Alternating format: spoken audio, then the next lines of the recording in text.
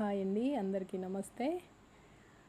ఈరోజు ఎంగిలి పువ్వు బతుకమ్మ సందర్భంగా మా చెల్లి వాళ్ళ పాప బతుకమ్మ ఆడతామని అన్నారు. మా ఇంట్లో చాలా రకాల పువ్వులు ఉన్నాయి. ఆ పువ్వులన్నింటినీ బతుకమ్మ పేర్చడానికి తీసుకుంటూ దాంట్లోనే ఎక్కువగా రాధా మనోహరం పూలు కూడా ఉన్నాయి. వాటిని పేర్చడం సన్నగా ఉంటాయి, కష్టం కాబట్టి వాటిని దారంతో మాల కట్టడం కాకుండా చేత్తో మాల అల్లాము నేను మా అత్తగారు. మంచిగా పేర్చడానికి రౌండ్గా పెట్టడానికి చాలా బాగుంటాయి. అవి సన్నపూలతో చాలా కష్టం, పాప చిన్నది కష్టం తను చేయటానికి. అందుకని చెప్పేసి నేను మా అత్తగారు పూల మాల అల్లాము. రకరకాల పువ్వులతోటి చాలా చక్కగా పేర్చుకున్నారు బతుకమ్మను.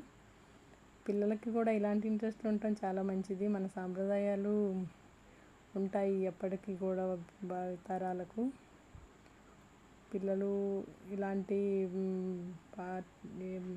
పండుగలు అలాంటివన్నీ సెలబ్రేట్ చేసుకుంటే ముందుకు ఇంకా పిల్లలు వాళ్ళ అవతల తరాలకు కూడా తెలుస్తుంటాయి ఇలాంటివన్నీ. చాలా సంతోషంగా ఉంది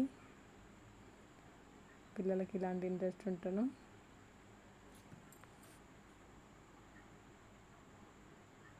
బతుకమ్మను పేర్చారు చూడండి, 2 బతుకమ్మలు, పెద్ద బతుకమ్మ చిన్న బతుకమ్మను పేర్చారు.